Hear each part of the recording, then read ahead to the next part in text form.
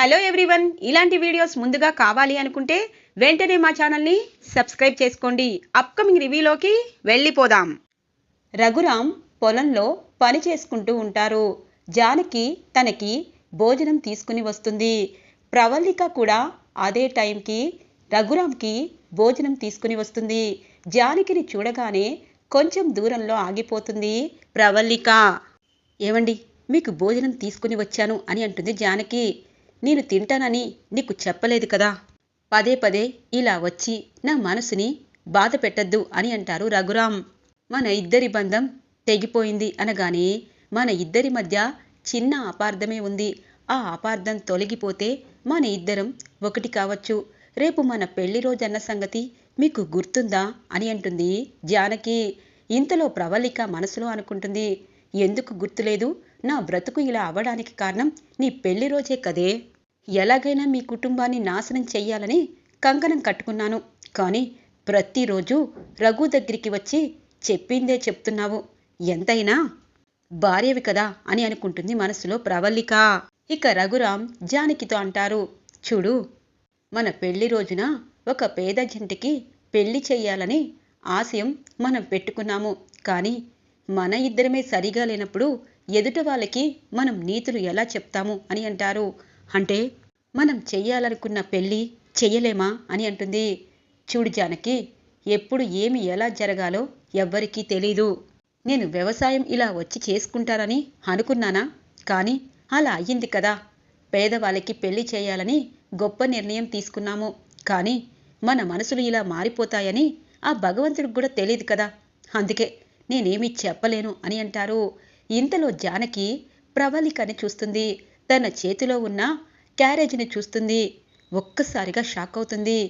మీరేంటి క్యారేజ్ తీసుకుని వచ్చారు అనగానే ప్రవళికని చూస్తారు రఘురాం. రఘు, భోజనం తీసుకొచ్చాను. కానీ జానకి కూడా తీసుకొచ్చిందని నాకు తెలీదు. ఎప్పుడు ఇంటి భోజనమే చేస్తావు కదా, ఈరోజు ఈ ఫ్రెండ్ భోజనం తినచ్చు కదా అని అంటుంది ప్రవళిక.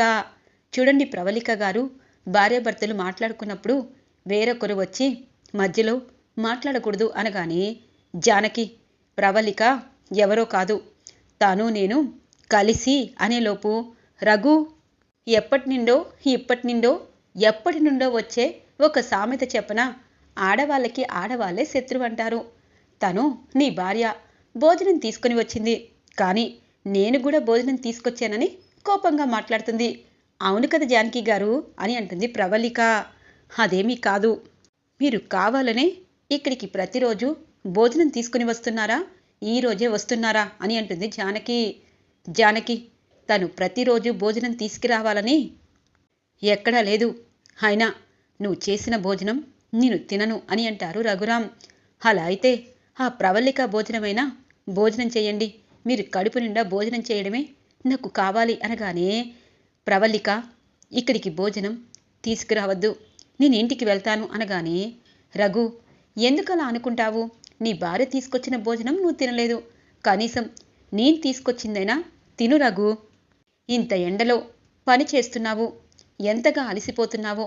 ఈ వయసులో నువ్వు ప్రశాంతంగా ఉండాలి, ఇలా టెన్షన్ పడుతూ ఉండద్దు అని చెప్పి అంటుంది ప్రవళిక. ఇక జానకి కోపం వస్తూ ఉంటుంది. కానీ లోపలే తమాయించుకొని, చూడండి, ఎవరు చెప్పినా మంచే చెప్తారు, మీరు మీ ఆరోగ్యం కాపాడుకోండి అని చెప్పి తన క్యారేజీని తీసుకుని జానకి బాధపడుతూ వెనక్కి తిరిగి వెళ్ళిపోతూ ఉంటుంది. రఘురాం గుండె కలుక్కుమంటుంది. జా అని పిలిచేలోపు, రా రఘు, నీకు ఇష్టమైన కూరలన్నీ నేను పని వాళ్ళతో చేయించాను అనగానే ఇటువైపు జానకి మాటలు గుర్తుకొస్తాయి.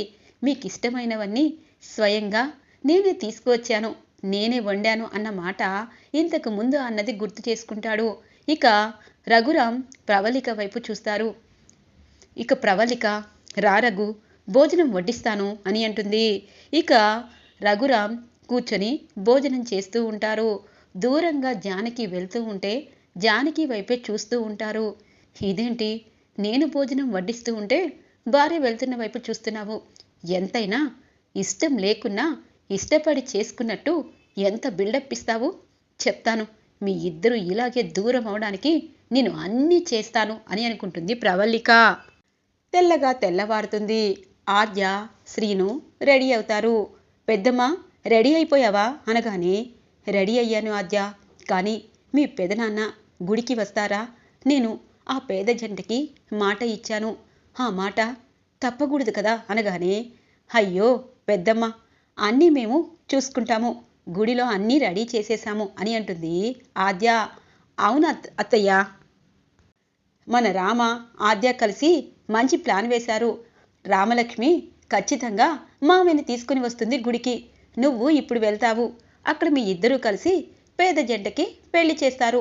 మీ పెళ్లి రోజున మీ ఇద్దరు ఒకటి అవుతారు. ఇదే వీళ్ళిద్దరి ప్లాను అనగానే, ఆద్య రామ నీతో మాట్లాడిందా అనగానే, అయ్యో మీ ఇద్దరిని కలపడం కోసం వీళ్ళిద్దరూ ఒకటయ్యారత్తయ్య, నువ్వేమీ టెన్షన్ పడద్దు, గుడికి వెళ్దాం పదా అని అంటారు శ్రీను. ఇది ఇలా ఉండగా శౌర్య రామలక్ష్మి దగ్గరికి వస్తారు.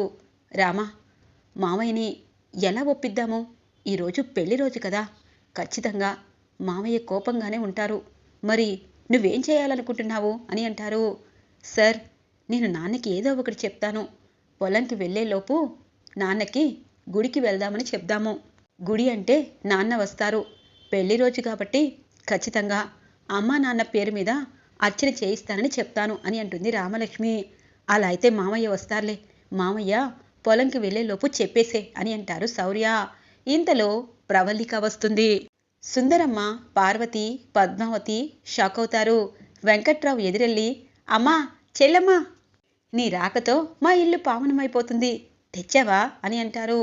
ఆ, కారులో ఉంది అని చెప్పి అంటుంది ప్రవల్లిక. ఇక ప్రవల్లికని రామలక్ష్మి చూసి షాక్ అవుతుంది. ఇదేంటి ఈవిడ ఇంటికొచ్చింది? నాన్న ఒకప్పుడు తన్ని ప్రేమించాను అన్నాడు అనింది, ఇప్పుడేమో ఇంటికి వచ్చింది. ఈరోజు అమ్మ నాన్న పెళ్లి రోజు, ఈవిడేంటి ఇక్కడికి వచ్చింది అని మనసులో అనుకుంటుంది. రామా, తను ఎవరు అని అంటారు శౌర్య. తను నాన్న స్నేహితురాలు అని అంటుంది రామలక్ష్మి. అవునా అని అంటారు శౌర్య. సుందరమ్మ, పద్మావతి, పార్వతి, వదిన, ప్రవల్లిక ఏంటి ఇంటికొస్తుంది? ఏం చెప్పాలని ఏం చేయాలని అని అంటుంది పార్వతి. నాకేం తెలుసు, అన్నయ్య కోసం వచ్చినట్టుంది అని చెప్పి అంటుంది పద్మావతి. ఇంతలో సుందరమ్మ దగ్గరికి వస్తుంది ప్రవల్లిక. బాగున్నారా అని అడుగుతుంది. ఆ, బానే ఉన్నాము అని చెప్పి అనగానే, రఘు ఏడి అని అంటుంది. ఇక శివరాం, రఘురాం బయటికి వస్తారు. ఇక రామలక్ష్మిని చూడగానే, రామలక్ష్మి, నీ భర్త నన్ను పరిచయం చేయలేదే అని అంటుంది. తను శౌర్య సార్ అని అంటుంది రామలక్ష్మి. ఇంతకీ మీరు ఎందుకొచ్చారు అని అడుగుతుంది రామలక్ష్మి. ఇదేంటి, మన రామాకి ఈ ప్రవళిక ఎలా తెలుసు అని చెప్పి గొనుక్కుంటూ ఉంటారు పార్వతి, పద్మావతి. ఇంతలో రఘురామ్ వస్తారు. ప్రవళిక, ఇలా వచ్చావు అనగానే, రఘు, నీకొక విషయం చెప్పడానికి వచ్చాను. నీది ఎరువుల షాపు ఉంది కదా, ఎరువులు తక్కువ రేటుకి అంటే హోల్సేల్లో క్వాలిటీ ఉన్న ఎరువులు సిటీకి వచ్చాయంట. ఇక మనలాంటి వాళ్ళకి వాళ్ళు ఇంకా తక్కువకి ఇస్తారు. అందుకే మీరు ఇప్పుడిప్పుడే పొలం పండిస్తున్నారు కదా, ఎక్కువ రేట్లు ఎరువులు తీసుకొచ్చి మళ్ళీ లాభాలు రావాలంటే చాలా కష్టం. అందుకే తక్కువ పెట్టుబడితో మంచి ఎరువులు తెచ్చుకొని మంచి పంట పండించచ్చు కదా, అందుకే నేను వెళ్తున్నాను. నువ్వు కూడా వస్తే మీకు కావలసిన పొలంలో ఎరువులు కొనొచ్చు కదా అనగానే, అవును ప్రవళిక, నువ్వు చెప్పింది కరెక్టే. నేను కూడా ఎవరో మాట్లాడుకుంటే విన్నాను. అంటే ఇప్పుడే రావాలా అని అంటారు. అయ్యో, 1 గంట 2 గంటల్లో మనం వెళ్ళి అవి తెచ్చుకోకపోతే అయిపోతాయి రఘు అని అంటుంది. సరే, బయలుదేరుతాను అని చెప్పి అంటారు. ఇంతలో నాన్న అని అంటుంది రామలక్ష్మి. అమ్మ రామ, నేను ఎరువులకు వెళ్తున్నాను. అలాగే శౌర్య, నువ్వు గుడికి వెళ్ళి నా పెళ్లి రోజున అర్చన చేయించండి అనగానే, నాన్న మీరు కూడా వస్తే బాగుంటుంది కదా అని అంటుంది. నేను రావాలనుకున్నా కొన్ని విషయాల్లో రాకూడదనుకుంటున్నాను. సరేనా, ఎరువులకు వెళ్తున్నాను. పద్మావతి, పార్వతి, మీరు శివరాం అలాగే వెంకట్రావుని పొలం చూసుకోమని చెప్పండి అని చెప్పి రఘురాం ప్రవల్లికతో ఇక కారులో ఎరువుల కోసం సిటీకి బయలుదేరుతారు. ఇక రామ, శౌర్య ఆలోచనలో పడతారు. చూడు రామ, ఇక్కడే కూర్చుని ఆలోచిస్తే పని జరగదు. అర్జెంటుగా మనం గుడికి వెళ్దాము, ఆద్యకి ఈ విషయం చెప్తాము, ఆద్య ఏదైనా చేస్తుంది అనగానే, ఏంటి మీకు కూడా ఆద్య అంటే అంత నమ్మకమా? తను చేసింది అనగానే, చూడు రామా, ఇప్పుడు బయట వాళ్ళకి మాట ఇచ్చారు. మామయ్య అత్తయ్య కలవాలి. ఇదే కదా మీ ఇద్దరూ అనుకున్నది. ఈ విషయంలో ఇద్దరూ కలిసి ఒక ప్లాన్ వేసి ఏదో ఒకటి చెయ్యండి. ఇప్పుడు పంతం పట్టుకుని కూర్చుంటే అక్కడ ఊరి వాళ్ళంతా మన కోసం, మామయ్య అత్తయ్య కోసం ఎదురు చూస్తారు.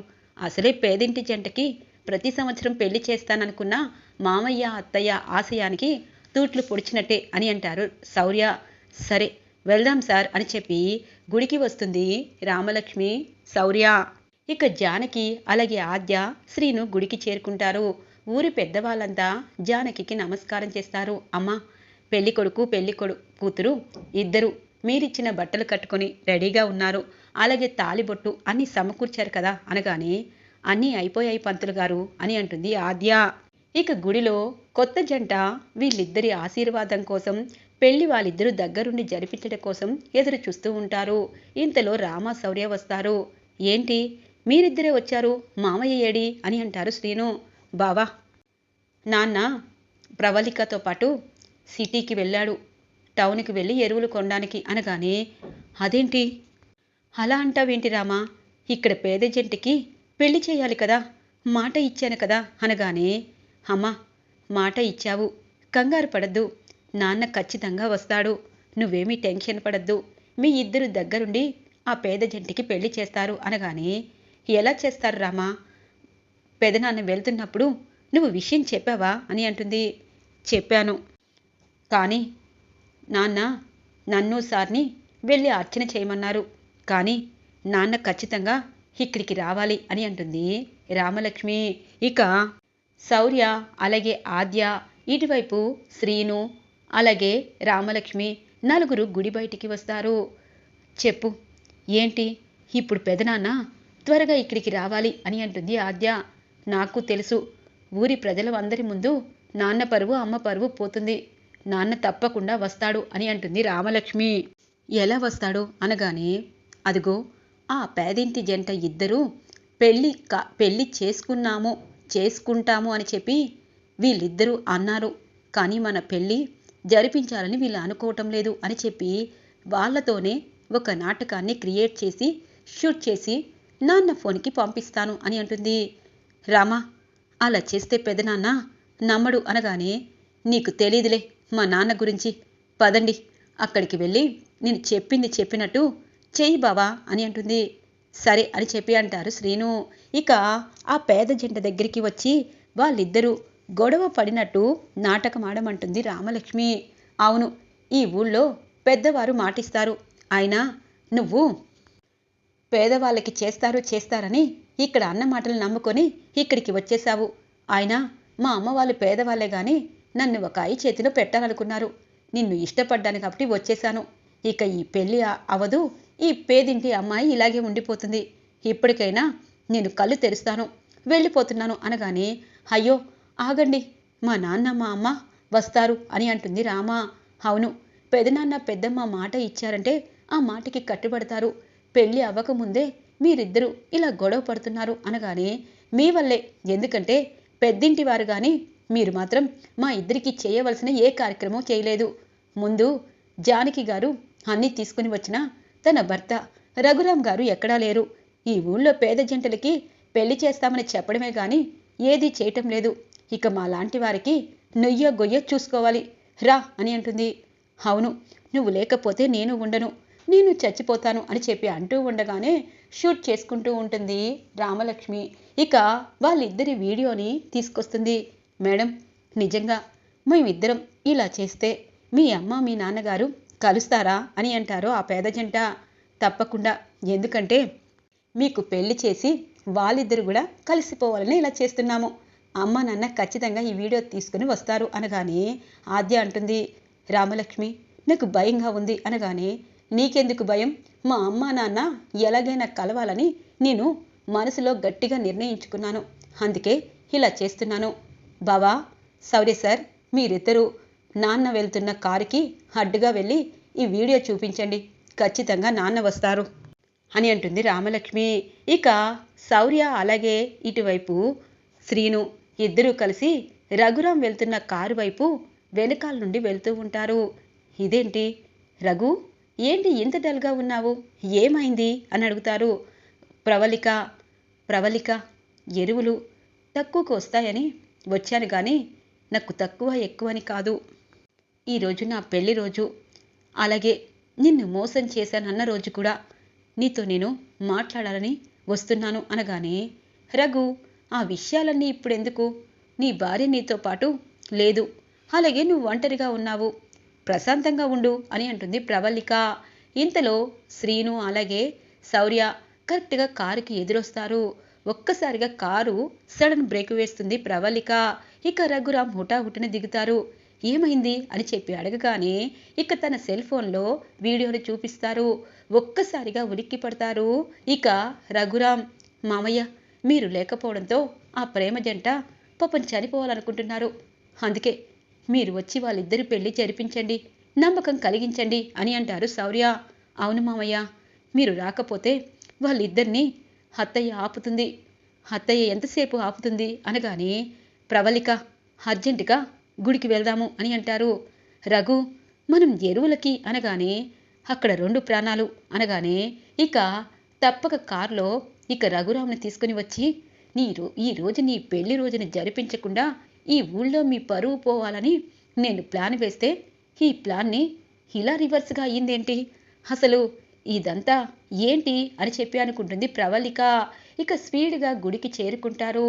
ఆ ప్రేమ జంటకి రఘురాం కనిపిస్తారు. బాబుగారు వచ్చి మా ప్రాణాలు నిలబెట్టారు, ఈ పేద జంటకి మీరు పెద్దింటి వారు పెళ్లి చేసి ఒక ఇంటిలో పెడతారు, నెలకి సరిపడా సరుకులన్నీ కొనిస్తారు, కానీ మీరు రాకపోయేసరికి మేము ఈ నిర్ణయం తీసుకున్నాము, మమ్మల్ని క్షమించండి అనగానే ఎప్పుడు ఏ నిర్ణయాలు తీసుకోకూడదు అని చెప్పి వాళ్ళిద్దరినీ పీటల మీద కూర్చోపెట్టి జానకి రఘురాం పెళ్లి చేస్తారు.